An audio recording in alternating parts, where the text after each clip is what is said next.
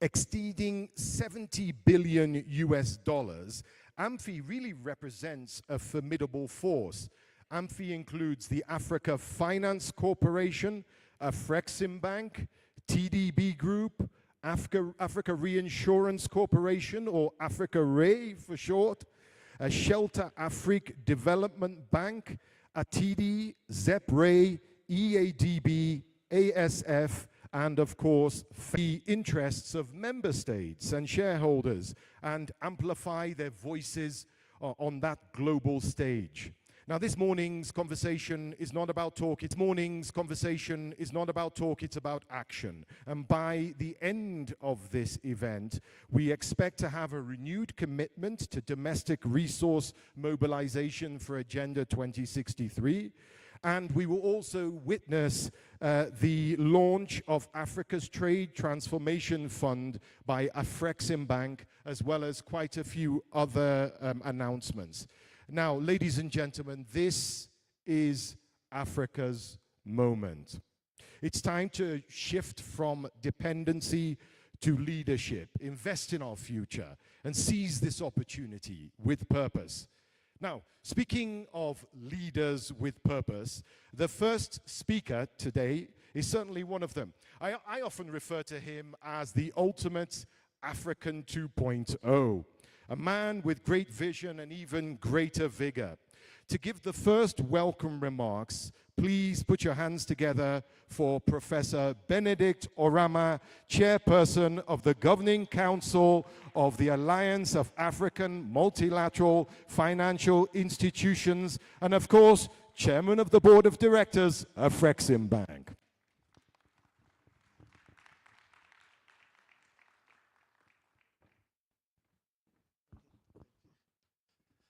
Thank you very much, Mark. Your Excellency, the Chairperson of the African Union Commission, represented by the Deputy Chairperson, Excellency, the Director General of the WTO, Your Excellencies, Ambassadors, my colleagues, members of the Alliance of African Multilateral Financial Institutions, honorable ministers, distinguished ladies and gentlemen. It is a great honor to welcome you all to this breakfast on the birthday of the Alliance of African Multilateral Financial Institutions.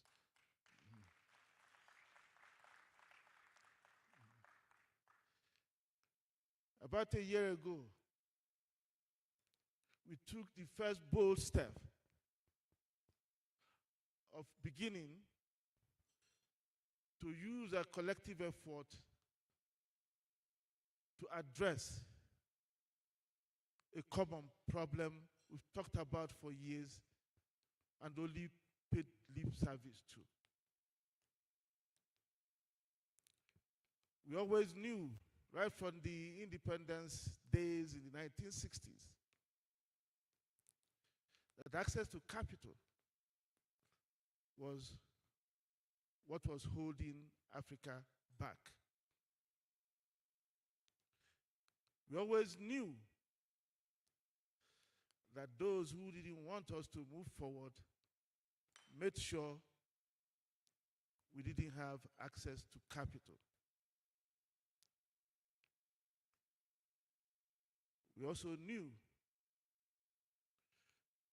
that the problem was the fragmentation into atomistic units of the African continent. A continent of 55 countries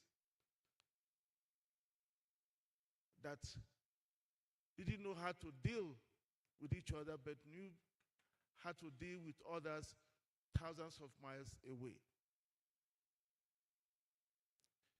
A continent that had 42 currencies and 42 payment systems. A continent that always believed that the only way to find development financing was to look outside. We also knew that over the years, efforts have been made to address this problem by creating sub-regional and continental multilateral financial institutions in Africa. But the problem was that these institutions operated as if they were alone. Each operated in his own sphere. So the continent could not benefit from the combined capacity of the institutions. The total assets of about $70 billion. Disbursements on an annual basis of over $30 billion. But all these could not have the desired multiplier effect because they all happened independently. But a year ago, we decided to change that. Following the onslaught of the market against us individually, we thought that we would be stronger together. We decided that the dollar our members, each dollar our members invested in any one of us would go further and further if we all came together. And with lightning speed, we created the alliance. And today, we have 10 members.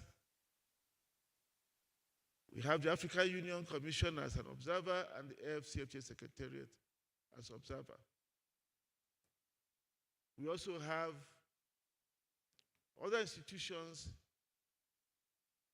that we work with closely, like the Arab Bank for Economic Development in Africa, which statutes could not allow to become a full member.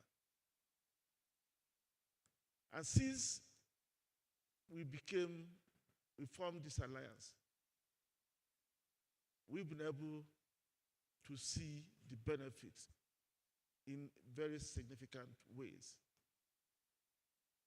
We've been able to collectively defend ourselves against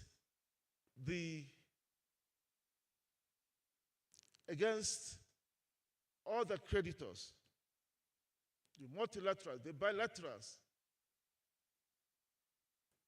who continued to follow an archaic way of sovereign debt resolution that did not recognize that African multilaterals also existed. And sometimes an approach that took a condescending view of these institutions. And in fact, the countries that signed on to the agreement that established them, which agreements are by their nature having been ratified, gazetted in the countries, are laws in those countries. And we've been able together to make our point.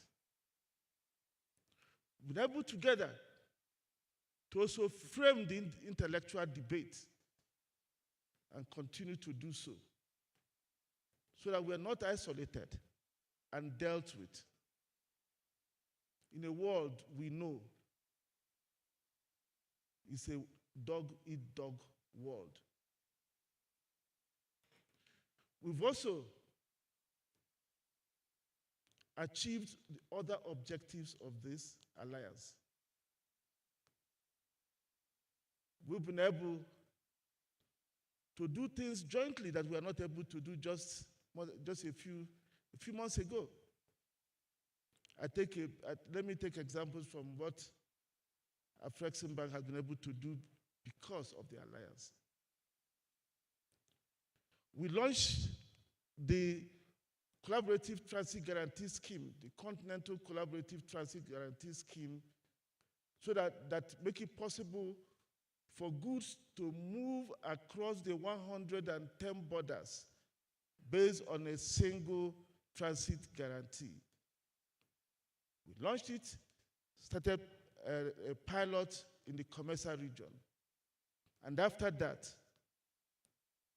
because of the alliance, we've teamed up with ZEP-RE, a member of the alliance, because we knew that ZEP-RE understood the nitty-gritty of running such a scheme. And we had the risk capacity to support the operations, so that both of us together formed a joint venture that is now able to do this, that have made it possible for us to ramp up the budget we set for it at $300 million to more than $1 billion within 1 year.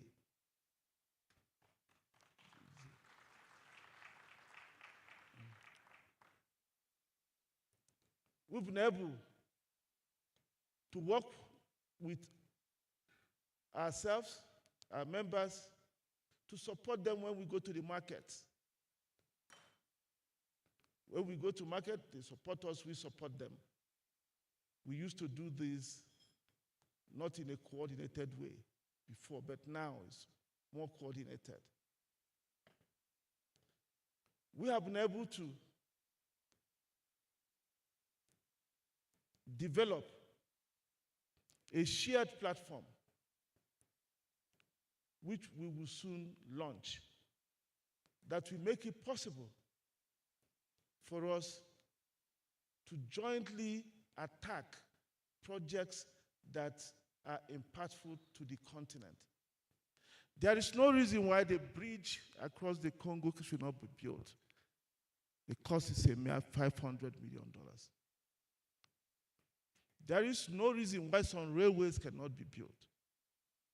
At best, they will cost about $1 to $2 billion. I think we are doing some with some of you. With the AFC, we do some projects of that nature. But with 10 of us, and even more members joining, the firepower will be stronger. So mobilizing the financial resources, we must know, we must start with us. Our members, the countries that are shareholders, must strengthen their institutions first. You do not talk of changing the international financial architecture when you go with weak legs. You can go to the table stronger, then you can talk about reform of the international financial architecture. I have not seen Chinese going around talking of reform of international financial architecture. Nobody will listen to us if they see us as mere beggars. So to be strong, countries have to support institutions, their institutions. We must find ways of making the funding we provide. If we say we want to mobilize funding, we must also mobilize our local currencies. So mobilizing funding does not necessarily mean going out to look for other currencies, because we can fund our projects using our local currencies. And the Pan-African Payment and Settlement System has shown that there is power in using our local currencies. We believed the Pan-African Payment and Settlement System would be high in demand, but we didn't know that even with 16 countries participating at the moment, that the demand will be doubling and tripling every month. It sends a message that we should look more at using our domestic currencies to fund our development. That is what others did. So having said this, let me, on behalf of our members and everybody here, thank you all and welcome His Excellency, Mr. President Mahama, who is here with us. Thank you for finding the time to join us, sir. And thank all of you. I know you are very busy this morning, but you created time to join us.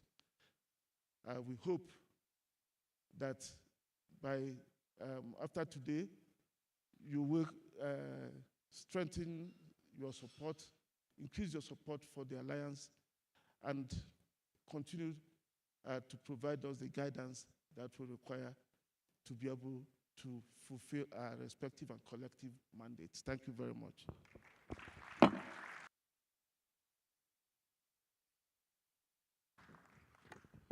It must start with us. Powerful words there from Professor Orama. Give him another round of applause, please. AAMFI chairperson and president of Afreximbank. Powerful words, and this is indeed a powerful room. I don't think this year I've been in a room with this number of African visionaries and leaders. Now, your second welcome remark comes from one of them, a gentleman whose tenure here at the helm of the African Union Commission is coming to an end, but who will remain in our hearts for the incredible work that both he, his deputy, and their team has done in championing Africa. It is with great pride that I invite to give the speech for His Excellency Musa Faki Mahamat, the chairperson of the African Union. His deputy, Her Excellency Dr. Monique Nsanza Baganwa, the deputy chairperson of the African Union Commission.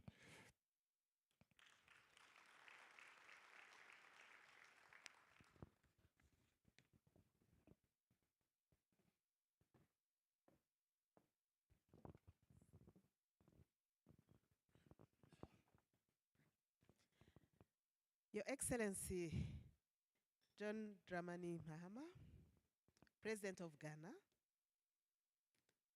Your Excellency Professor Benedict Orama, the Chairman of the Governing Council of the Alliance, the Africa Club, Your Excellencies, I recognize Mama Zuma, our mother of Agenda 2063. She's with us in the room. I recognize all of you, all protocol observed. And I welcome you on behalf of His Excellency Musa Faki Mahamat, the chairperson of the African Union Commission. I'm delighted to add my voice on what we have just heard from, I don't know how the moderator, how you called him. Is it the man dot? Oh, Pan-African 2.0. The Pan-African 2.0 man. So thank you so much. I'm delighted to add on your voice to express our view on the importance of mobilizing African investment and financing for the successful implementation of Agenda 2063, especially during this decade, which is the decade of acceleration. We have run so far 1 year within that decade. So 9 years are remaining and the clock is ticking. At the onset of this intervention, I would like to take this opportunity to thank the government and people of Ghana, His Excellency President Mahama, for hosting this special event and for giving us an opportunity at this opportune time for the continent to renew our commitment and resolve towards integration, peace and prosperity. I would like to thank all the organizers of this event, especially the Flexim Bank and all members of the Alliance of African Multilateral Financial Institutions, the Africa Club. Special thanks are also directed towards my dear brother, Commissioner Mchanga, Commissioner for Economic Development, Trade, Tourism, Industry, yes, and Minerals. It's a mouthful. Yes. Commissioner, you've done great leading the continent, private sector, multilateral financial institutions, all of them, small and big, really, we commend you. I know, like me, he's going, but the African Union family will always be grateful for your contributions. The presidential dialogue today, which is second of its kind since inception of AAMFI last year, is becoming a dedicated platform for collaboration and for advancing solutions towards harnessing Africa's development opportunities through strategic engagement with the private sector, with the member states, and all relevant stakeholders. Your Excellencies, this is an exciting time for Africa, which has been stretching and renewing itself economically, politically, and socially in recent years. The immense political potential of the diverse continent has become tangible and will drive further progress in years to come due to increasing domestic demand, driven mainly by rising middle class, improving regional business environment and macroeconomic management, public investment, especially in infrastructure, a buoyant services sector, and robust trade and investment ties with emerging economies. Only the grumpiest pessimists will be against this new era of Africa time for its economic and social transformation as envisaged under Agenda 2063. The optimists, and I count myself among them, and I believe all of us in this room do, we are aware of the numerous challenges facing Africa, spanning from the lack of economic diversification and inclusiveness, and climate change, geopolitical tensions, and lack of long-term financing for development. But we also believe these challenges are not going to define us forever. They will be definitely met.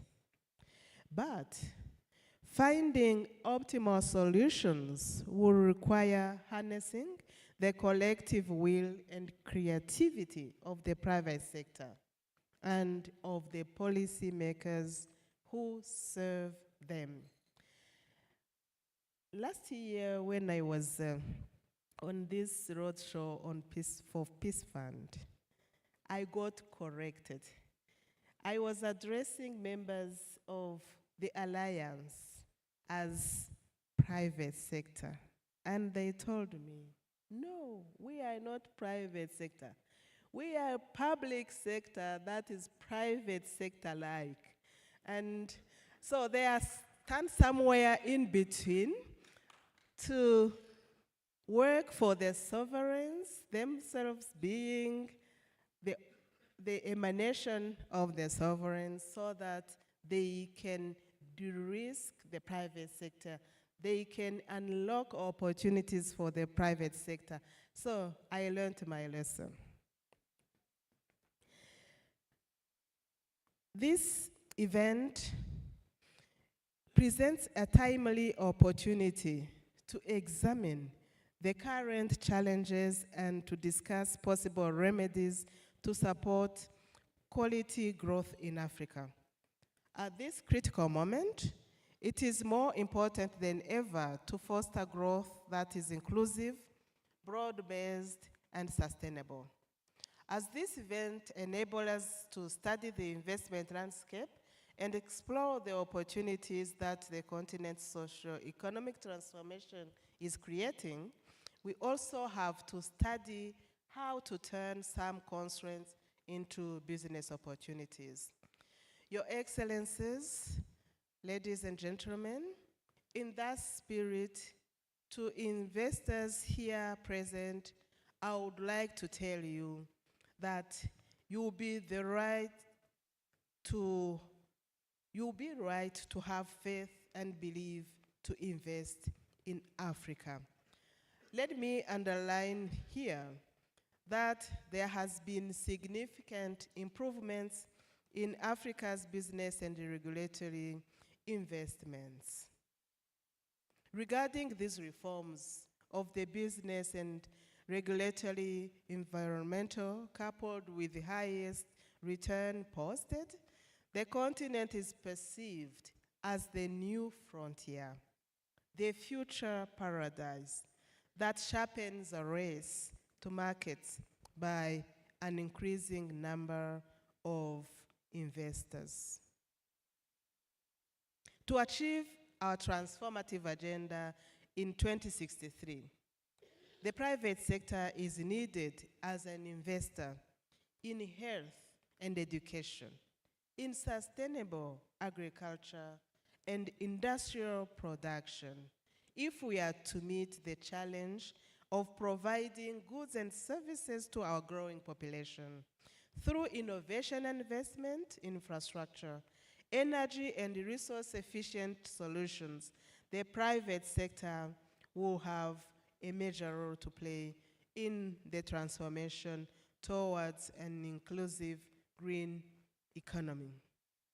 Let me conclude by saying that I'm confident that the Alliance of African Multilateral Financial Institutions will play a critical role in unlocking massive and sustainable investments like you just witnessed from the few examples that our Pan-Africanist 2.0 mentioned.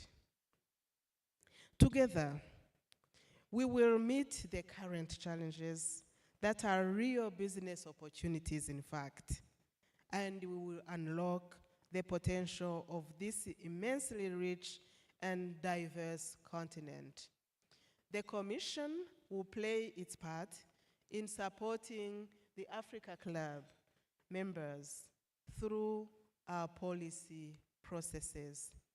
May I end by wishing happy first anniversary to the Alliance of African Multilateral Financial Institutions, and I thank you.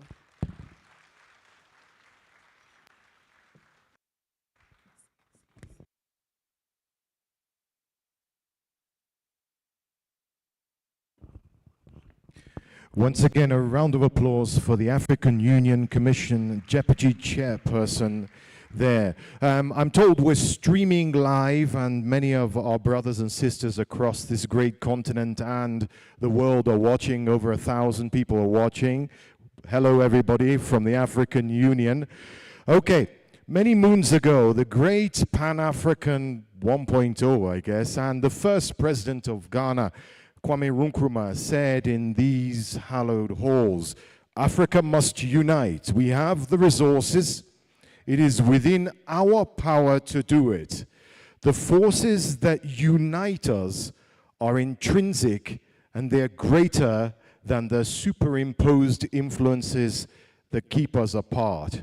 Now, decades on, it's a great honor to introduce the current president of Ghana. He's also the African Union's champion on financial institutions. He's a visionary leader. He's consistently advocated for Africa's economic transformation through strategic investment and self-reliance. Now, today's theme, Africa at the Forefront, mobilizing African investment and financing for implementing Agenda 2063, resonates quite deeply with your vision, Your Excellency, for a prosperous future. You've long championed the need for robust financial frameworks and intercontinental collaboration to achieve sustainable development. So, there is no one more fitting to lead this dialogue. Please join me in welcoming your keynote speaker, His Excellency, the President of Ghana, John Dramani Mahama.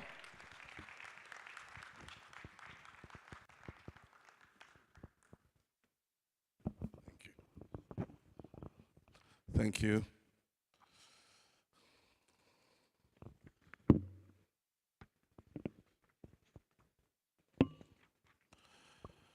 Your Excellencies, and we're hard-pressed for time, so let me proceed on established protocol and say, my brothers and sisters, I wish you all a very good morning, and it's a great honor for me to address you this morning as we convene to deliberate on a subject of great importance, mobilizing African investments and financing to realize the goals and aspirations of our Agenda 2063. Our collective vision for an integrated, prosperous, and peaceful Africa hinges on our ability to harness and deploy resources effectively. Africa's economic journey has demonstrated resilience despite the numerous challenges that we face.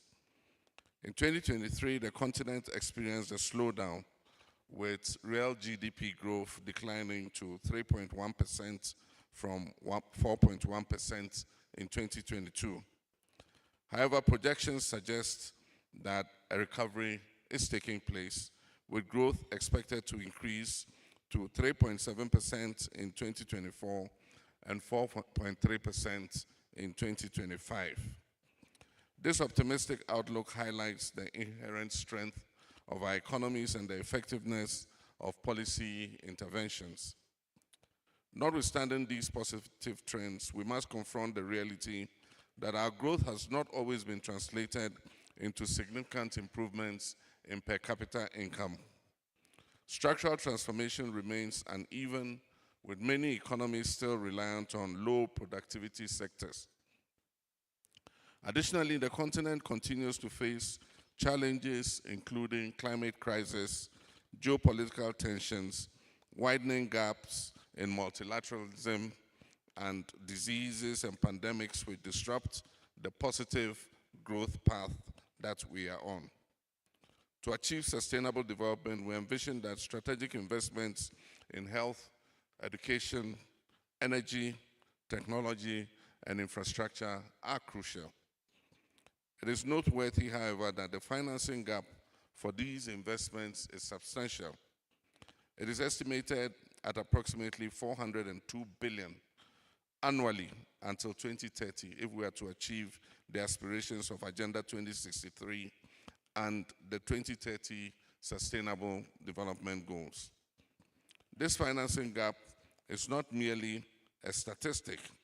It represents the unrealized potential of millions of Africans whose dreams for a better life depend on our ability to invest wisely in infrastructure, education, technology, and health.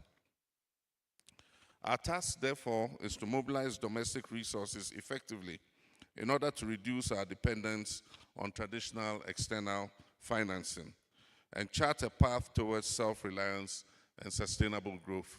And I think that the USAID example should be a wake-up call to all Africa that we should look more inward and raise domestic financing. Your Excellencies, addressing the financing gap requires a multifaceted approach. Domestic resource mobilization is crucial. By improving tax administration and combating illicit financial flows and encouraging a culture of tax compliance, we can significantly increase our revenues. We applaud the African Union Commission for its proactive role in providing capacity building to member states at the continental level and advocating for fair and equitable international tax rules at the global level. The ongoing work on the United Nations Framework Convention on International Tax Cooperation is a critical step towards eliminating base erosion and profit shifting, thus protecting our national revenues. However, domestic efforts alone will not suffice. It is projected that African countries need to increase their median tax to GDP ratios by about 13.2 percentage points to 27.2% of GDP to be able to close the financing gap by 2030. This highlights the need for additional innovative financial resources and reform of the global financial architecture to ensure equitable and inclusive distribution of resources. Your Excellencies, the role of our African multilateral financial institutions in financing sustainable development cannot be overemphasized. These institutions are uniquely positioned to address trade, investments, and development gaps across the continent. It is our responsibility to strengthen them to effectively contribute to the continent's transformation and the realization of our Agenda 2063. The establishment of the Alliance of African Multilateral Financial Institutions, AAMFI for short, also known as the Africa Club, exemplifies our commitment to collaboration in order to achieve this objective. This initiative strengthens the ability of these capable institutions to advance the interests of member states in global finance and to advocate for homegrown solutions to the continent's development challenges. The support of AAMFI should also be complemented by innovative initiatives aimed at fostering sustainable development. Innovation is key to the continent's progress. The launch of the African Virtual Investment Program, AVIP, by the African Union Commission is a testament to this. By aggregating comprehensive data on investments and related policies, this platform will provide the evidence necessary for informed policy discussions and decision-making. The platform is designed not only to attract investment, but also to ensure that such investment is deployed in a manner that promotes sustainable development and inclusive growth. Your Excellencies, accelerating the implementation of the African Union financial institutions, namely the African Central Bank, the African Investment Bank, the African Monetary Fund, and the Pan-African Stock Exchange, is instrumental to fostering investments and financing to achieve our objectives. By mobilizing resources, facilitating trade, and financing infrastructure projects, these can reduce dependence on external aid and create a self-sustaining economic ecosystem for Africa. The African Central Bank is aimed at establishing a single African currency, which will help to reduce exchange rate risks and enhance investment flows across the continent. I'm pleased to inform that the Ministers of Finance and the Central Bank governors have endorsed the draft statute of the African Monetary Institute through the Specialized Technical Committee on Finance, Monetary Affairs, Economic Planning, and Integration. The AMI would serve as a precursor to the African Central Bank and will carry out essential preparatory work, including technical and legal assessments, as well as ensuring the implementation of macroeconomic convergence criteria. The AMI awaits further consideration and adoption by the heads of state and government through the AU policy organs. Similarly, the African Monetary Fund, the AMF, supports macroeconomic stability, which is crucial for investor confidence.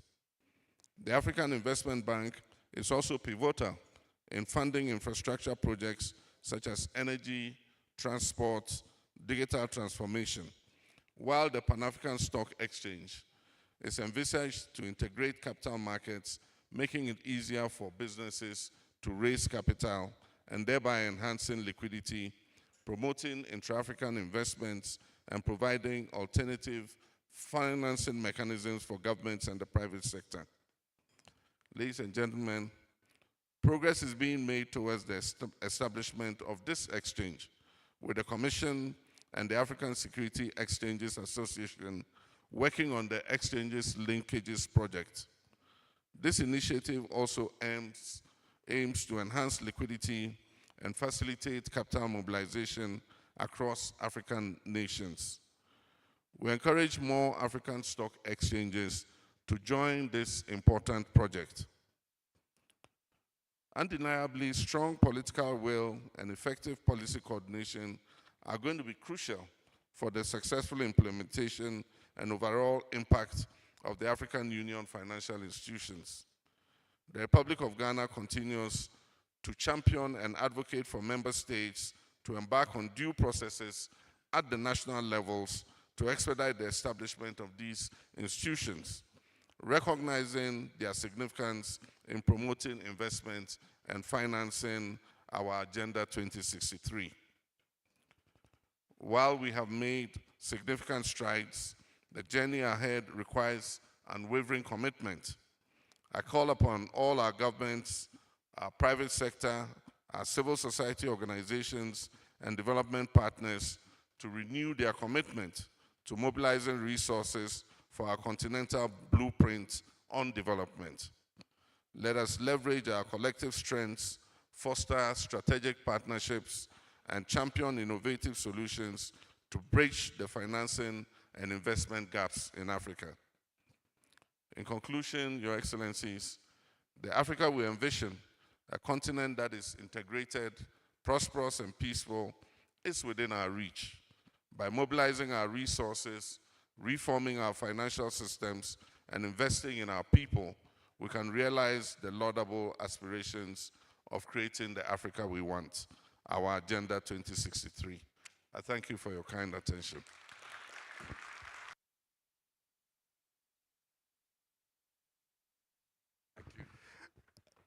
One more round of applause, please, for His Excellency, the President of Ghana. And I know that I'm not alone when I say, we're glad you're back. Now, Your Excellency, if I could indulge you, Your Excellency, just to take your seat, because we have a speaker who really wants to speak to you as well as the room. And we have a panel. We have a panel and lots of very interesting elements still to get through. Now, today we're talking about investment, financing, and as you heard from His Excellency's speech, the bold vision of Agenda 2063. Africa's master plan to become a global powerhouse of the future. But let's be honest, plans without financing, what are they? They're just dreams. The big question is, how do we mobilize the resources to make those dreams a reality? Well, we're in the right room because we have some of Africa's most visionary leaders coming to this stage. These are not just policymakers, they're action takers, leaders who understand that unlocking Africa's potential requires strategic investment, bold reforms, and innovative financing solutions. Now, we all know the story, right? Africa, the land of promise, potential, and prosperity, the world's youngest population, the rich natural resources, a rising wave of innovation and enterprise. Yet despite all that, we still grapple with the challenge of mobilizing capital, securing long-term investments, and ensuring that financial flow into the right sectors to drive that sustainable development. And we all know the numbers too, don't we? Africa needs hundreds of billions of dollars annually to finance that development. Now this high level panel brings together some of the sharpest minds in finance, trade, and development. Leaders who are shaping Africa's destiny. We'll explore how to unlock domestic resources, leverage concessional financing, and build innovative partnerships to ease debt pressures while driving infrastructure and sustainable growth. So let's dive in. Now, I always love a scene setter, and boy, do I have the scene setter to end all scene setters. She's a woman who truly needs no introduction, but I'm going to give her one. She's been at the forefront of global finance and development, a two-time finance minister of Nigeria, a champion of economic resilience, and one of the world's big thinkers. She's vocal, very vocal about the need for African nations to leverage trade finance and regional integration to unlock new opportunities. So, to soften the ground before I invite my great panel to the stage, please give a robust round of applause for the Director General of the World Trade Organization, Dr. Ngozi Okonjo-Iweala.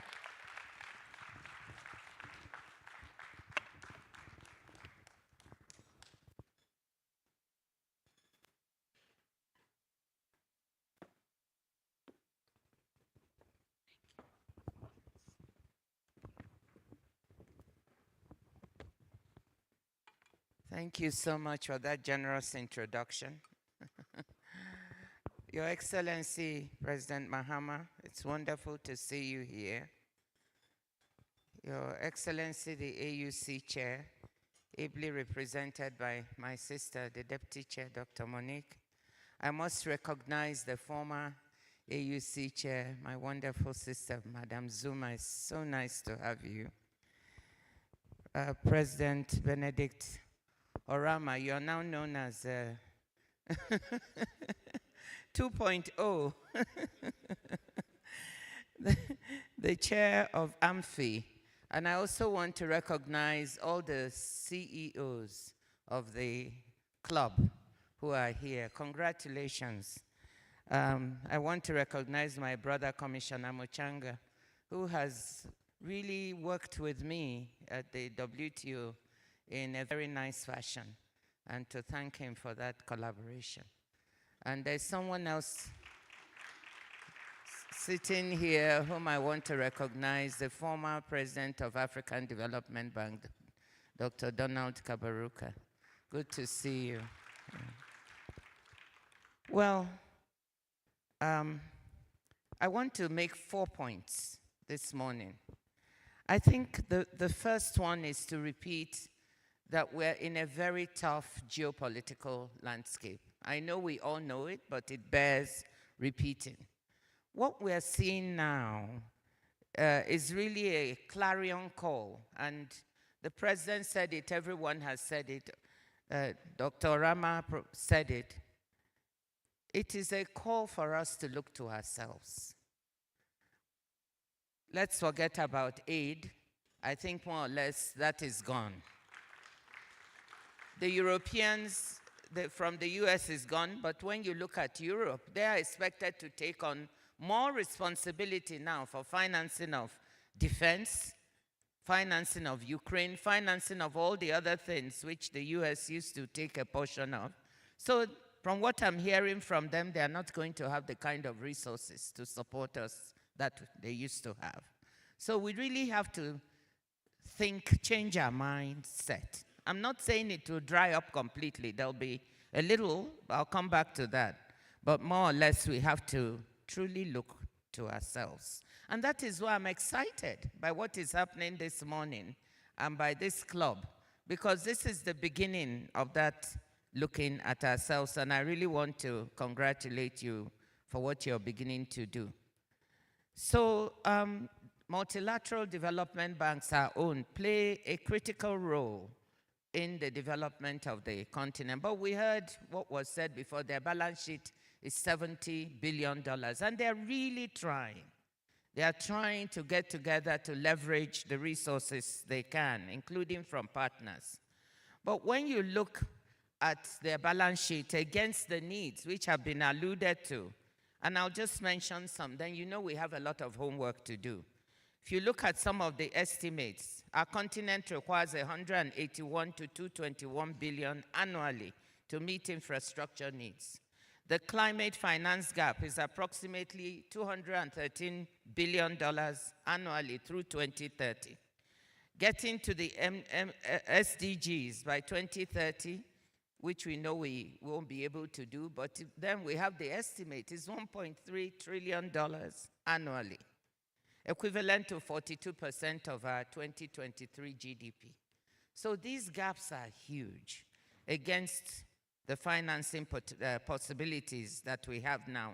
And when we look at what the multilateral development banks globally, not just the African ones, were able to mobilize, just for one thing, climate finance last year, this was a high, $125 billion. It's about just half of what Africa needs, and this was mobilized for the entire world. So I'm just giving you these numbers to show that we have a lot of work to do. So what does this mean? We must look at our own financial institutions and increase their capital base. Professor Rama said it. If we want to finance the continent, we've got to capitalize our financial institutions appropriately. And right now, they are not as well capitalized as they should be, to say the least. In addition to these multilateral development banks, we also have national development banks. At the last count, there were 84 of these. So we also have that potential to capitalize these national development banks, coordinate their financing, and I'm hoping that AAMFI will move from getting together with the multilaterals to also bringing in these national development banks, some of which are quite active and have the potential, because that's another source of financing that we need to look at. So that's really my first point. We've got the institutions. Sometimes we don't even need to create more. Let's capitalize the ones we've got properly and use them to leverage more financing. I think my second point is we know we have a debt challenge, and that the capital markets, as has been said, international ones are not always kind to us, and we should be very careful how we approach them. You know, 60% of our countries right now are at risk of debt distress. And I'm not saying we shouldn't borrow, but we should be very careful how we borrow, who should borrow, and at what rate we should borrow. I think we should pay far more attention to attracting and retaining investments on the continent. It's not just attracting. We have to retain what we have, and we have to encourage our own domestic African investors to invest more. We are really falling behind with respect to the amount of investment we're receiving. Just before the pandemic, in 2019, African FDI was 47 billion, and we've only been able to return to that level in 2024. So in addition to mobilizing our resources, I think we also need to attract FDI. Why is that important? Because we need to add value to our resources on the continent. So I'll come back to that point. So we need to develop coordinated and more aggressive strategies in order to take advantage of equity investment that might come into the continent. There's so much competition now. Every country, every continent is trying to mobilize investment. When I hear leaders of developed countries saying that they are ready to sign and sweep away all regulatory barriers in the face of investment, we need to ask ourselves on the continent, what are we willing to do? I just want to share a piece of good news with you. At the WTO, we have an instrument, an agreement that we are just negotiating. 126 of our members are doing it. It's called the Investment Facilitation for Development Agreement. And what it does is it tries to sweep away all these barriers and regulatory hurdles that stand in the face of investment. And I think it's a good instrument. Those of our countries that sign on can say we are members of this agreement, and therefore you can come and invest. 31 African countries from the 44 African countries that are members of the WTO belong to this agreement, and I would urge the rest to join because I think it's a good way to engage. At the WTO, I've also urged some of our partners to rethink their approach to Africa. Since we are going to have a shrinking amount of aid, how they use it is very important, and I've been urging partnership with our own multilateral institutions so that whatever little resource can be leveraged for investment rather than direct aid. And by the way, I've also said that instead of giving 200 million euros or dollars to some of our North African countries to try to stop migrants from crossing the Mediterranean, why don't we use that to partner with these institutions and form a de-risking, some kind of guarantee fund that will enable us to attract more investment on the continent? I think it's a far better use of those monies than trying to stop migrants from crossing. Let's use it to encourage investment. Let me touch on my third point, which is leveraging our own domestic resources. And I think we have resources not only at home but abroad. I'll touch on that. One, we must look inward. We have $250 billion, $250 billion on the continent in pension funds. Just think about it. And some of them invest the resources abroad.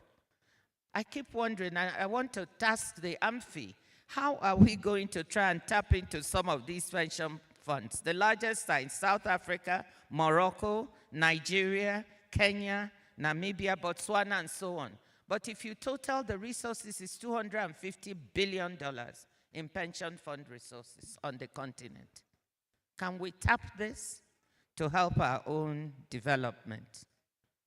And we have our capital markets.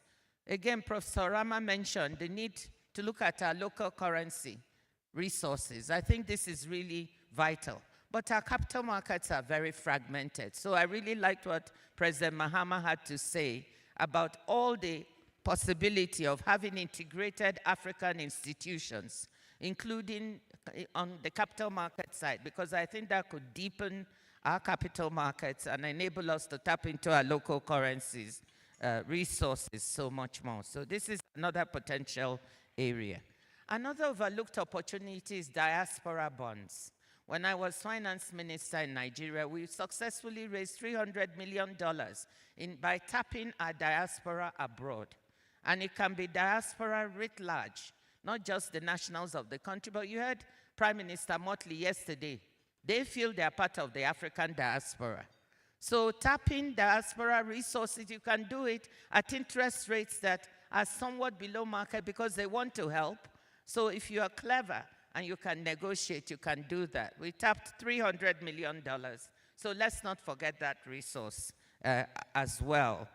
And we have some, so I want us to really think creatively of the way that we can approach the potential resources on the continent. Let me just mention one new innovative one. Of course, as a former finance minister, we've been working on how do we use our natural resources on the continent better. We have the Carbon Market Initiative that Afrexim, I think, and Sustainable Energy for All, SE for All, and others are working on. We can monetize some of our natural resources in a way that will generate additional investment funds. And I want to advocate something. We've got to have an approach to pricing carbon. Why am I saying this? We are being faced with CBAM in Europe. Other countries are also developing their carbon pricing mechanisms. We don't have any. We are leading an effort at the WTO to try and develop an approach which could serve us on the continent. Why am I fond of this? Because carbon pricing can also raise some additional financial resources for us that we are not able to raise now. And let me come to my another point. Quickly, as President Mahama mentioned it, please let's not forget that we are losing some resources out of the continent. Sometimes we are losing more than what people are giving us in aid. The last check I did, the Global Financial Integrity Report says we are losing $88 billion a year in illicit financial flows. So it has increased from the 50 billion it used to be to 88. And a lot of it is through overpricing of contracts, mispricing, under-invoicing of trade. These are things that we have the agency and capacity to look into and to stop. Why are we losing $88 billion a year flowing out of our continent?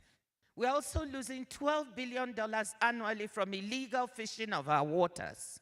Do you know that? 12 billion. People come, fish our water, sell it, and sell the fish back to us, and we buy. And the prawns. 12 billion. So this is not right. At the WTO, we have an agreement to stop this. It's called the Fisheries Subsidies Agreement. Do you know that countries are spending $22 billion to support this illegal fishing, which is robbing us of $12 billion a year? And other countries have ratified this agreement, except most African countries have not. And yet we are the ones losing. So this is a chance to please get on board and stop letting them take our money and our resources. My final point, my ultimate point is that trade and growth are the ultimate ways to finance ourselves.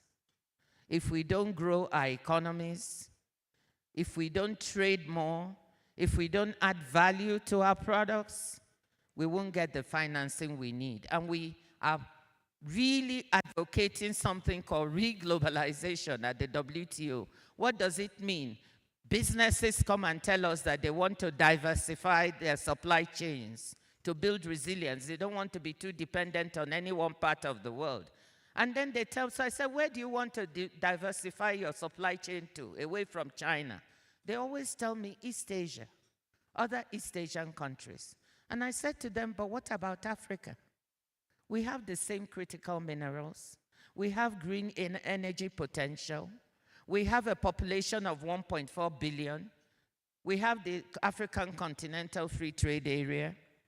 Why don't you diversify to us? So we must work together. I know you're working on critical minerals. We're working on it at the WTO to invite people to invest in us so we can add more value. We will not increase our share of world trade, which is at 3% now, unless we add value and break down the barriers that stop us. When we add value, sometimes we have trade barriers, and that's what we are working on, stopping us from exporting more value-added products. So reglobalization is what we are advocating ultimately in order to increase the value of our products, trade more, grow more, create more jobs, and that's the way we ultimately finance ourselves. Thank you, ladies and gentlemen. These are a few ideas.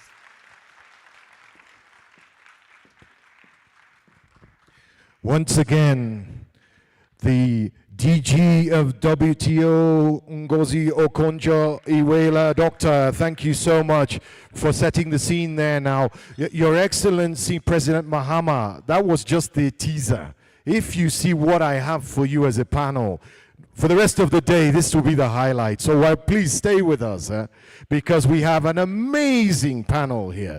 Okay, let's dive straight in. Now, first, a visionary leader in African finance and development.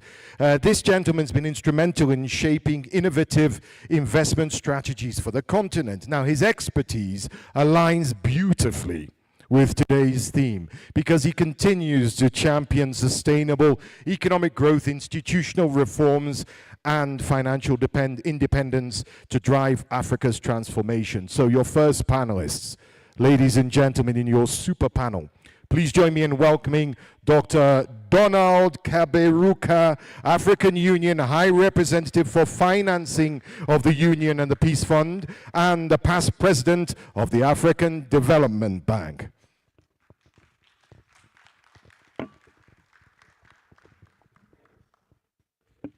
Okay, just do some moving of furniture here.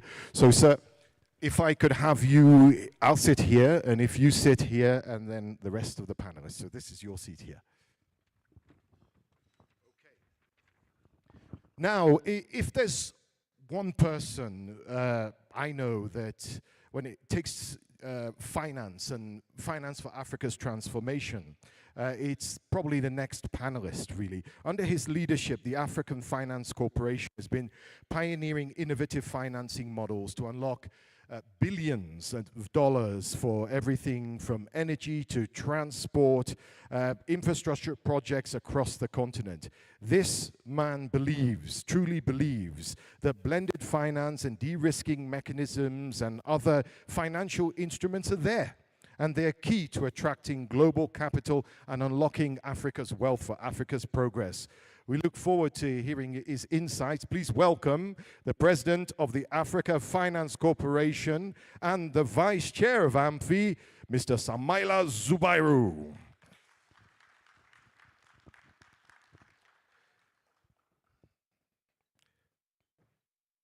Now, let's talk about risk, because any serious conversation about investment can't ignore it. And who better to address that than the CEO of Africa Reinsurance Corporation, a leading voice in the world of risk mitigation and financial resilience. Welcome, Dr. Cornel Karekezi.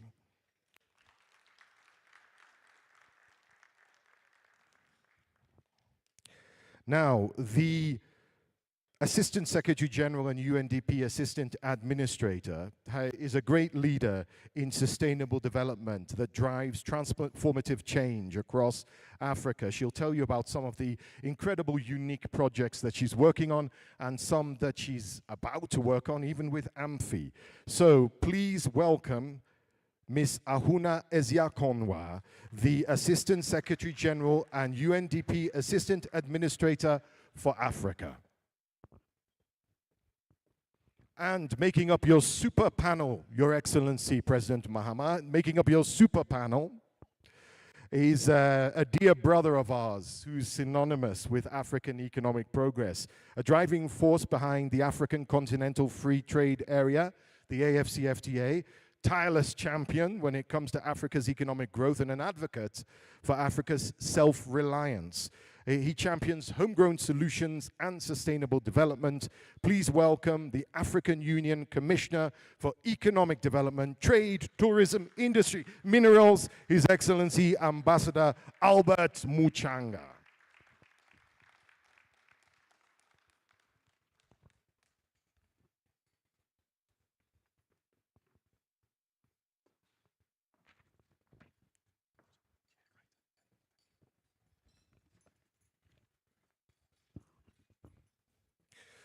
Okay, my dear super panel, let's dive straight in.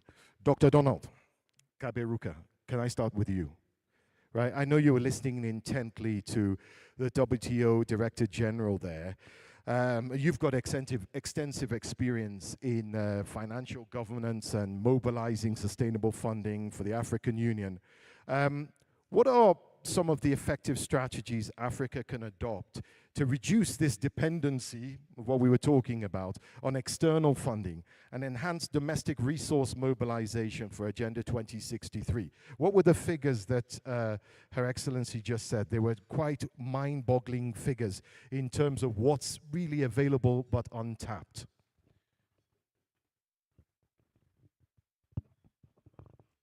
Thank you. Good morning. But I think you have got a terrible echo. Yeah, you can hear us, right? Yeah, they can hear us, yeah. There's a terrible echo here, so that's the first problem you have to deal with. Okay, I'll get on to it. Technical guys, de-echo, please. Go ahead. Yeah. Number two, I have just 4 points to make in the interest of time. First of all, to greet my president. Welcome back, Mr. President. 2, to thank my colleagues, the Minister of Finance, for the opportunity to speak. 3, to thank the African Union for the opportunity to speak. 4, to thank the African Union for the opportunity to speak. welcome back in several ways. We're happy to have you here.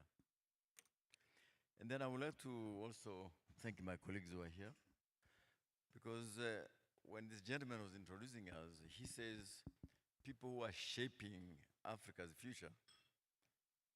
I thought, for me, my future is behind me.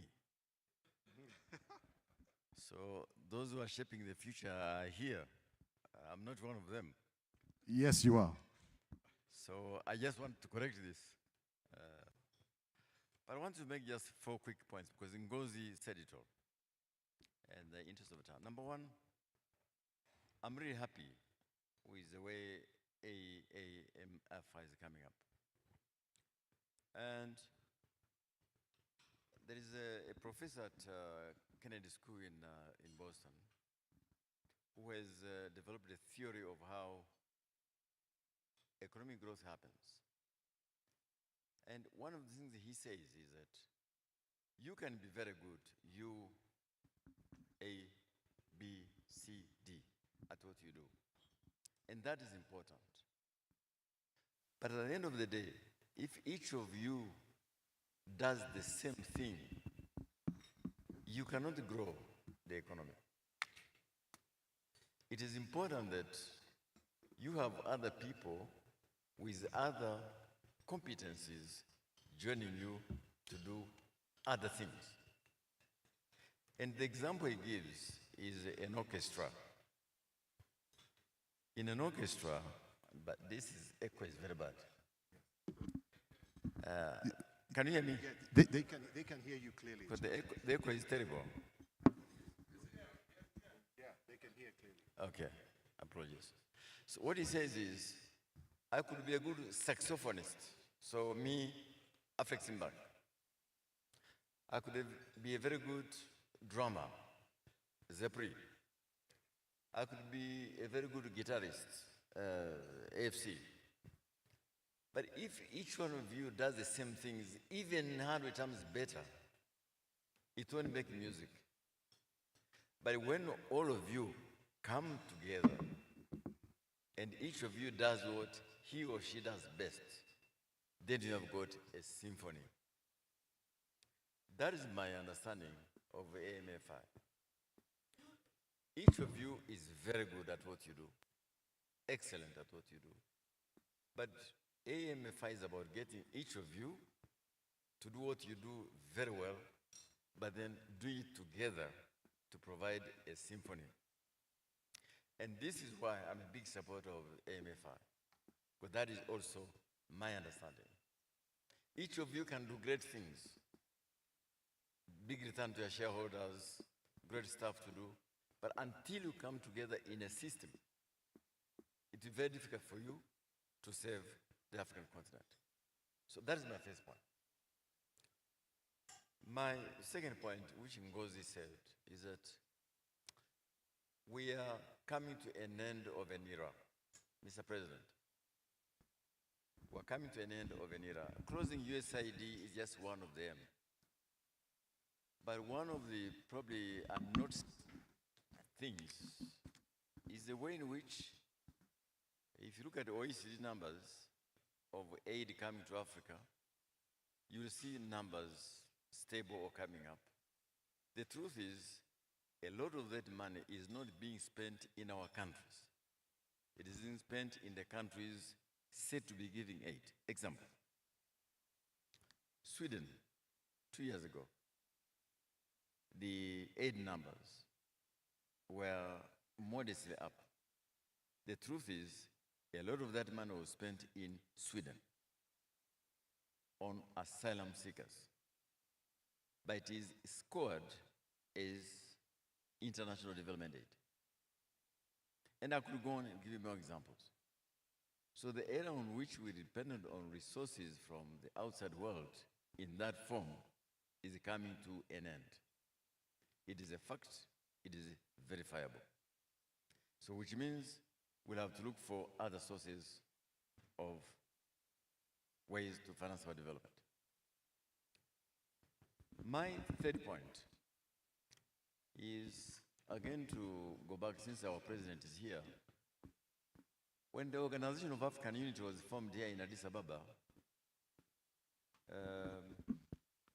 you know, sometimes being of my age helps a bit.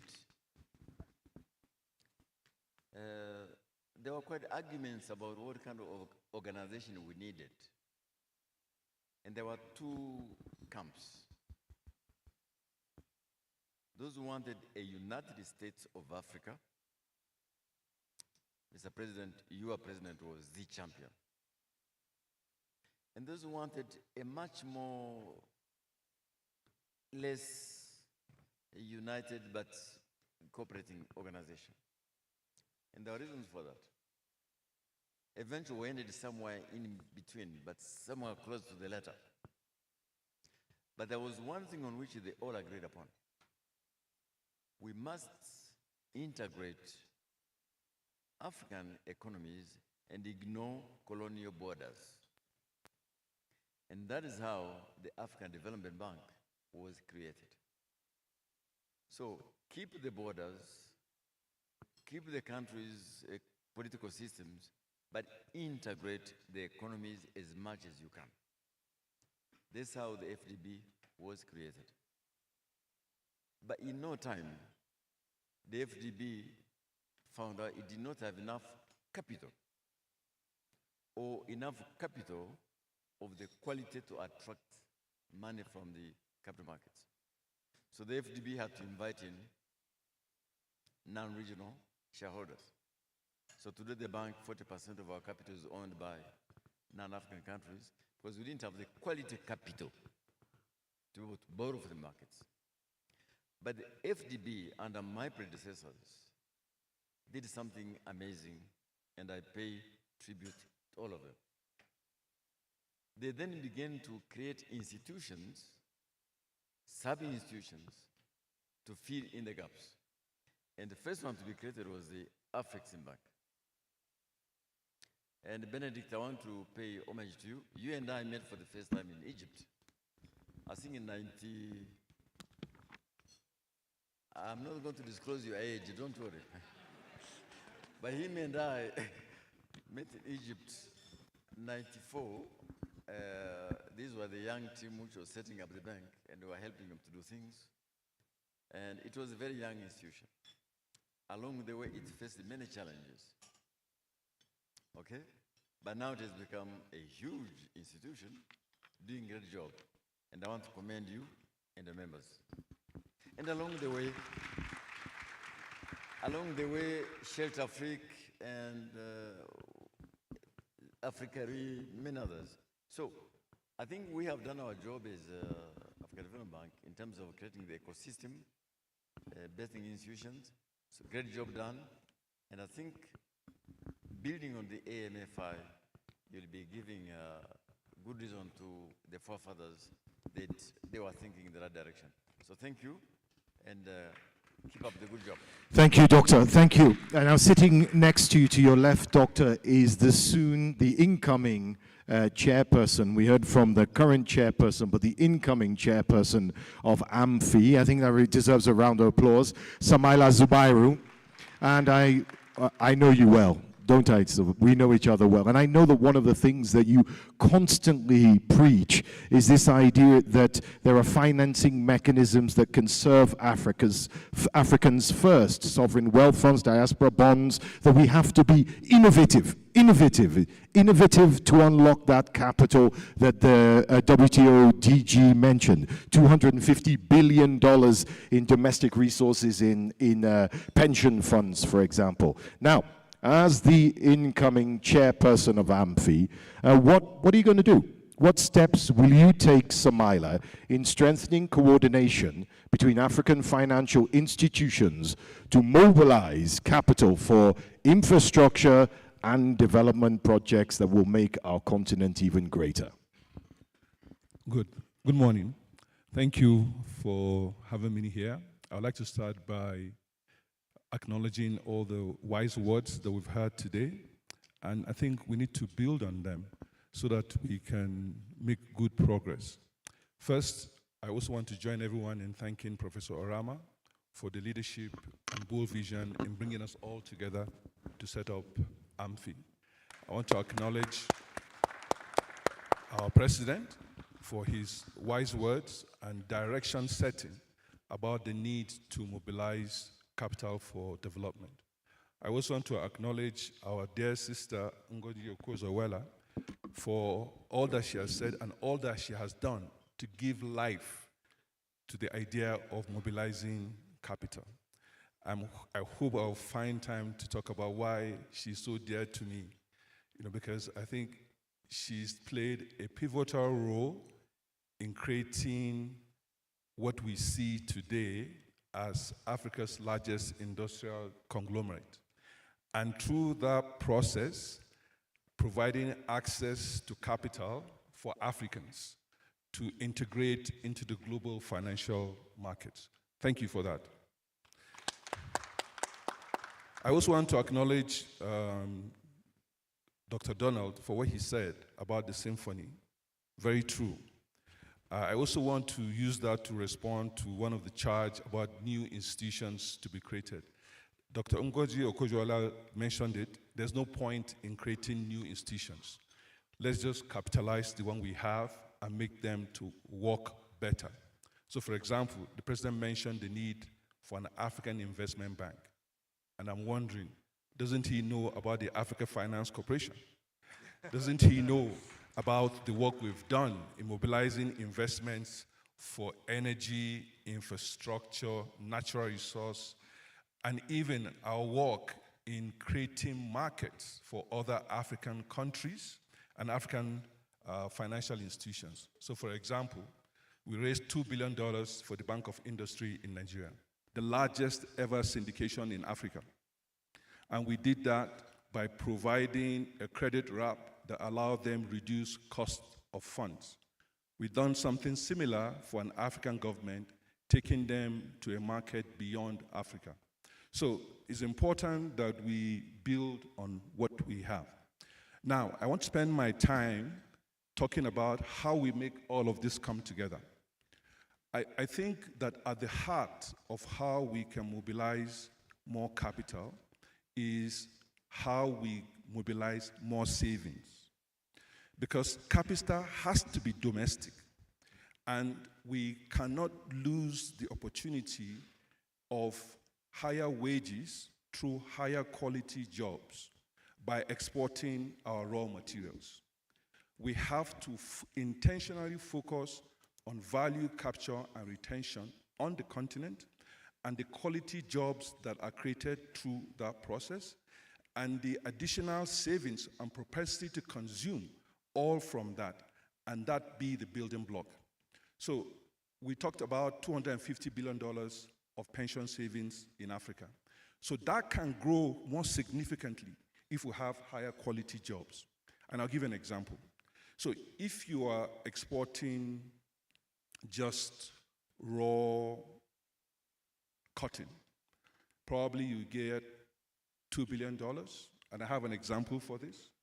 But by the time you process that to t-shirts, towels, bed sheets, the value of the exports is 6-7 times more. If you are exporting, all the minerals, for the battery value chain, probably about $12 billion. But if you go to an intermediate product, let's say battery precursors, it's $240 billion. Now, we know that the electric vehicle market is currently $7 trillion. So imagine that this is going to grow to $47 trillion. And what value would create within our local economies if we move beyond just exporting raw materials? We have seen this time and time again. The time has come for us to be more intentional about it. We have to understand that that is the foundation for how we turn things around. That is the foundation of the savings that we would mobilize. And I'll just give you some examples. So if you have more savings from your workers anymore, your workers will need better houses. That will ignite a real estate boom. The taxes from the property, the taxes from payee will build better schools. That will provide better workforce for us to industrialize our continent. These savings will be in banks. The banks will have the money to invest when governments intentionally capitalize the banks. So for example, we've seen that in Nigeria, there was a time when our sister here was the Minister of Finance. They capitalized banks or directed the banks increase their capital to a minimum of $200 million or $250 million. And we know what has happened. The banks now had capacity to do so much more for the economy. So all these steps are important. We can't just expect things to happen like that. It is the decisions we take and the building blocks that we put in place that will lead to development. We talked about diaspora bonds. That is also a viable tool. We did a domestic dollar bond for the federal government of Nigeria, and we raised them $900 million. So from the $300 million that was raised initially, we did $900 million. And we have a program to continue to do that. So just to kind of put it together, we need to be focused on, one, creating better quality jobs for our people. The savings and taxes from that will lead to more domestic resource mobilization. We need to look at how can we get the pension funds to invest locally. They need to have balanced portfolios. They can't just be investing abroad. And they can't just be investing in government bonds. They need to invest in private equity and venture capital to give life to our young people that have a lot of innovative ideas. There has to be capital to fund these ideas. We need to create asset allocation for investing in infrastructure, both equity and bonds, and in industrialization. This is possible. We've seen the Nigerian government do that with the pension reforms. It can be replicated across the continent. We also need to build partnerships between institutions domestically. So we have a partnership with the Nigerian Sovereign Investment Authority, whereby we are providing guarantees for pension funds to invest long-term in infrastructural and industrial assets. This can be replicated across the continent because you need to build on the capital and ensure that it is channeled for productive use. Lastly, we need to focus on broader collaboration with the African Union, the United Nations Economic Commission for Africa, UNDP, our ministers of finance, our central banks, and our debt management agencies. We need to have a program of constant dialogue such that we have early warning systems that can prevent another debt default out of Africa. If I look at the most recent default and the amount involved, that need not have happened. Simple dialogue amongst ourselves will have been able to pull together the resources to make available to government to service its debt. So we're living in a world where people just go with bad news. It is within our capacity to work together to prevent this happening. So at AAMFI, we're going to work together, ensure that we have direct dialogue with our governments who created us to find ways to continue to support them so that we can avoid another debt distress out of Africa. Thank you very much. Thank you very much, Samaila Zubair, President of AFC. I've noticed a trend here. These questions are responded in with such robust and rich responses that I'm going to just continue that and just ask one question per panelist. Then we'll end the panel. And President Mahama, what I will do is after I end the panel, then if I could invite you up for the family photo, the obligatory family photo. Okay, now if we're going to attract serious investment, we need to strengthen Africa's financial safety nets. I mean improve risk-sharing mechanisms. So this is perfect, Dr. Karakezi. Can you give us a deeper understanding of what that means and how insurance and reinsurance sectors can be leveraged to build investor confidence? But not just that. You know, we heard from Samaila and we heard from Dr. Ngozi about unlocking billions of dollars in capital from pension funds, but sometimes insurance funds are sort of overlooked. How do we leverage insurance funds as well? So a double-edged question for you. Yeah, thank you. Good morning, Your Excellencies. I would start saying that insurance is one of the great potentials, together with raising tax rate on GDP, protecting our oceans for illicit fishery, minerals, and all the potential we have mentioned, and the youth, and so on and so on. Arable lands. Insurance in South Africa, as an example, as they are leading, 70% of insurance premium comes from South Africa for the entire continent of Africa. 12% of their GDP is from insurance, 45 billion. So most of the countries here outside South Africa, we are around 1%. Just imagine if we raise it to 5% or 2%. So while this is happening, we are losing a lot of potential to mobilize internal resources for long-term investment in Shelter Africa, in IFC, in the Afrexim Bank, and so on and so forth. As Prof. Orama has said, China has never gone around saying, help us to mobilize funds and so on and so on. They did it internally. So I urge our leaders, political leaders, because it's a matter of political will. I don't know how to change that political will. Just to give you an example, Africa Re, which was created by the African Development Bank, today is the largest reinsurance company in Africa and in the Middle East. So from Lebanon to Afghanistan, from Morocco to South Africa.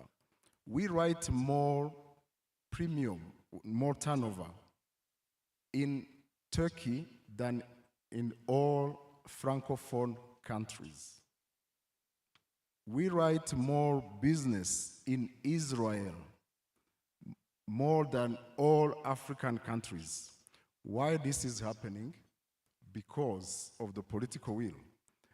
More premiums are going overseas through brokers who are coming from outside, taking the risks, the business, and they take outside through commissions and others.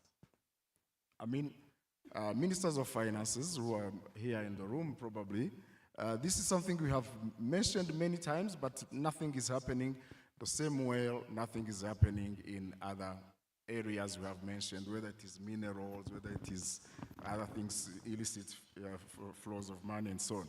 So we are urging our countries. This is mobilizing resources in our local currencies. It's not in US dollars currencies. So what to do? So all the investment, Chinese investment which has happened on the continent the past decade, I'm sure less than 3% have been insured on the continent. And this has been gone noticed by the industry, by the ministers of finance, by everyone. So here we are losing a lot of potential to mobilize resources for ourselves. Now, what to do? I will take an example. South Africa is far ahead. It's far ahead than even your gardener at home, your domestic at home is insured. So the countries need to have a national insurance strategy, supported from the top, as Morocco did in a national insurance strategy, supported by the king himself of Morocco, and overseeing the implementation through different other ministries, because it's a coordinated effort, as my predecessor have mentioned. So I will stop there. Thank you. Thank you very much. Now, Your Excellency, President Mahama, you've been with us all morning, but I know you're a president, So people need your time. So I want to do something I've probably never done before, which is to pause Madam Director and Ambassador Muchanga and just take the family photo because the President has to leave. Now I'm going to invite the entire front row here, including Madam Zuma. We have Madam Zuma here. Ladies and gentlemen, our Auntie Madam Zuma is here. We also want you in this photo. So what I'm going to ask is if you could all come up and file this way onto the stage, and we'll take the family photo so that His Excellency can leave, and then we can continue with the last two speakers.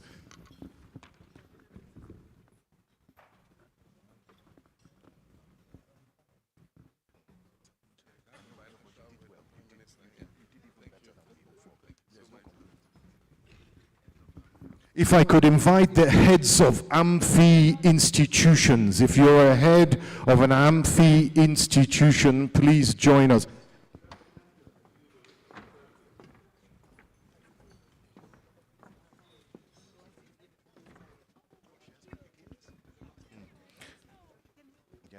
Madam Zuma has a gift for you, ladies and gentlemen. Madam Zuma, Your Excellency,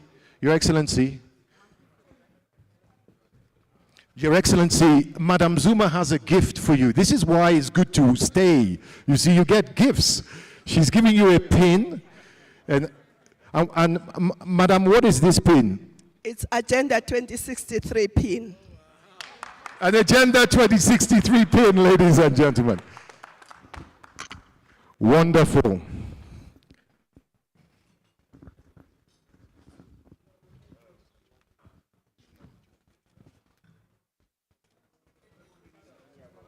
So if I could ask you to all try and kind of squeeze together so it's better for the photograph. If I could ask you to stand a little bit closer to your dear brother, and we just squeeze up.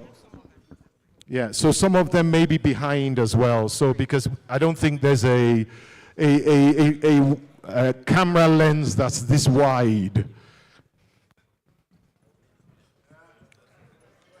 Okay, do we have everybody? Or if you're an AAMFI head, if you're the head of an AAMFI institution, please join us. Okay. No.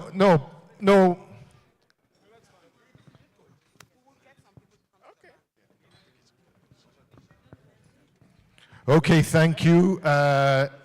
In three... Okay, I think we're ready. Okay, cameras are ready? I remember a time when it was just one cameraman. Look at this now. Okay, ladies and gentlemen, a big smile for mobilizing African investment to Agenda 2063.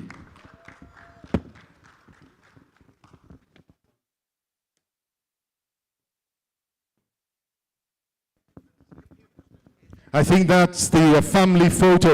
If I can ask my panelists just to politely just take their seats and everybody else carefully exit stage right.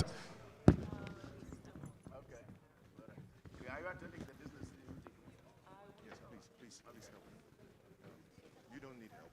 But my auntie needs help. Yes, my dear beautiful auntie needs help. I came directly, yes. Okay, excellent. Oh, sorry. Okay. All right, gentlemen and ladies, if we're almost towards the end of our panel, we still have a very big, just two more interventions and then we're done. If I could just ask you to sit back down. I'm coming to you in a second, Ambassador Muchanga. Now, the UN Assistant Secretary General, we'll just wait for His Excellency to exit the room.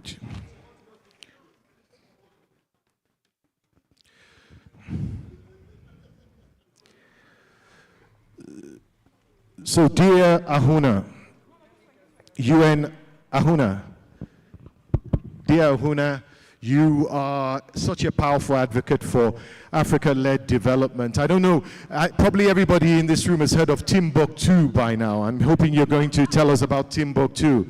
Now, I want to ask you about the capacity to deliver in Africa, because UNDP is arguably the UN agency with the biggest footprint across Africa. You have, and I'm not just talking about sub-Saharan, I'm talking about northern as well. You're everywhere, basically, across Africa, and a multitude of projects of which you oversee. It's one thing to have the money that we've heard about. It's another thing to deliver on that. How do we improve implementation of the projects on the ground? I mean, from your experience, what should we be doing better? Thank you, Mark.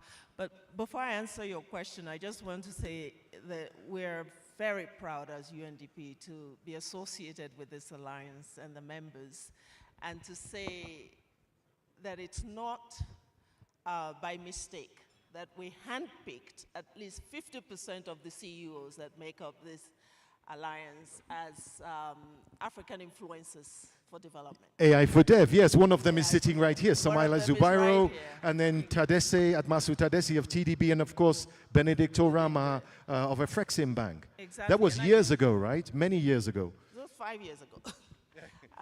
And I think listening to them, we now understand also why they are influencers for development, you know, this visionary leadership.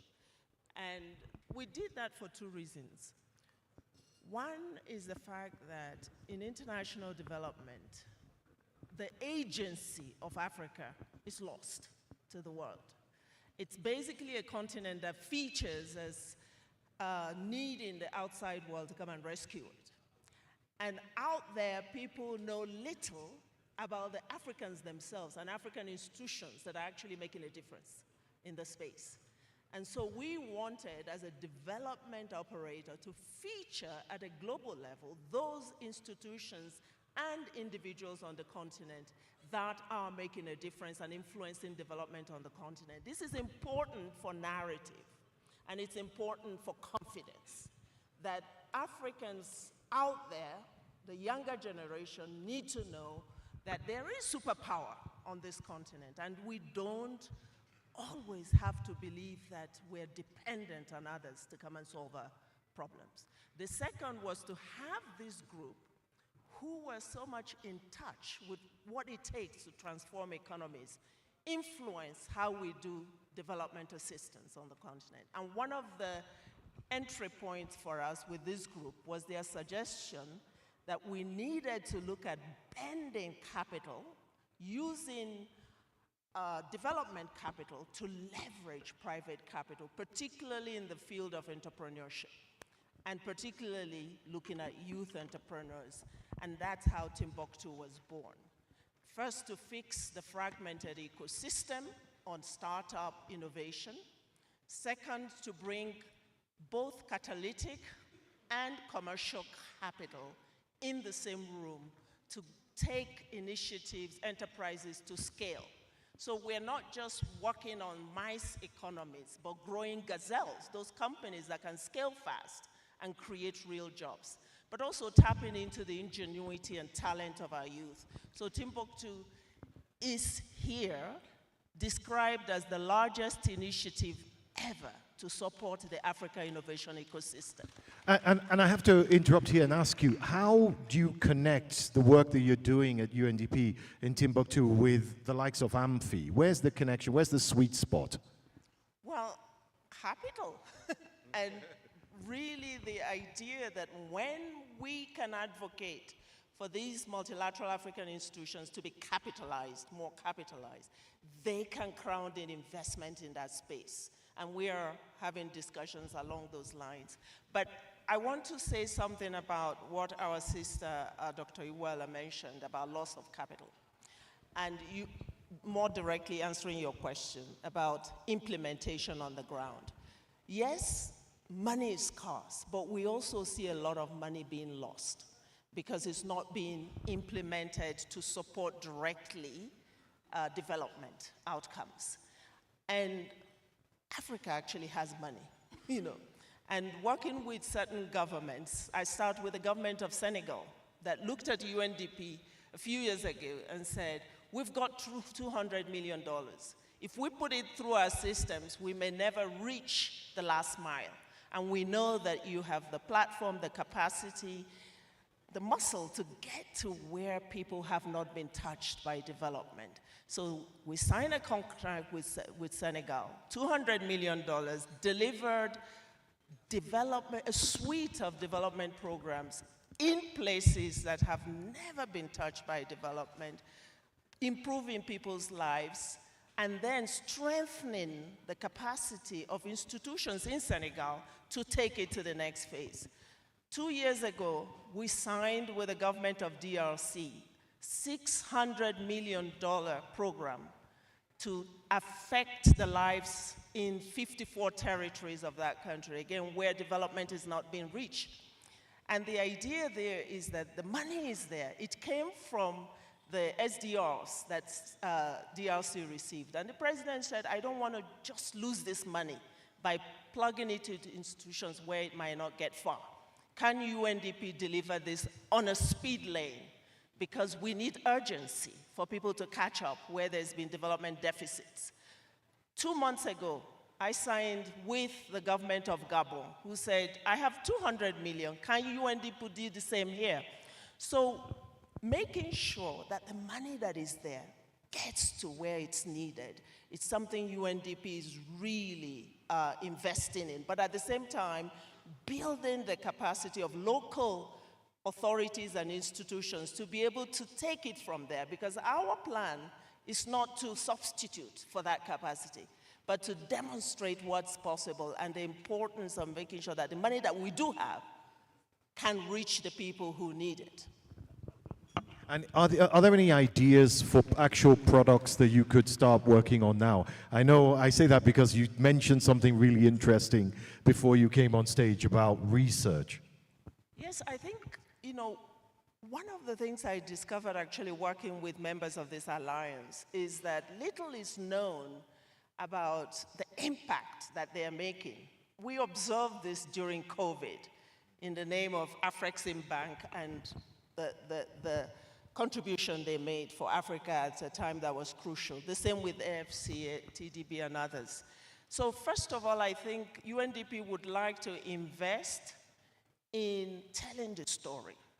So one of the things we would like to announce today, we want to carry out a series of studies on how these multilateral African institutions have affected transformation on the continent. And we want to take that not only to the G20, but also to the Financing for Africa Development Conference. The G20, held in South Africa this year, will be talking about regional and national banks and how their capitalization can help them leverage global money to do transformational investments on the continent. So I think we need data, research, storytelling to be able to be persuasive when we go to those platforms. Multilateralism is in retreat, but this is an opportunity for Africa. And I think that the likes of this alliance could be quite instrumental in shaping the new multilateralism. Thank you. Now we're at the last speaker, but there's still more to come. We're about to do $1 billion investment announcement. I'm going to call up Professor Rama in a second, but to have the last word in this great panel, we've been talking about driving African-led investment for industrialization, strengthening domestic resource mobilization. We've been talking about positioning Africa as a global trade and investment hub. Who better to end with than the AU Commissioner responsible for industry and trade? Tell us about some of the concrete steps that you're taking within your remit and maybe your perspective from what you've heard today, and take us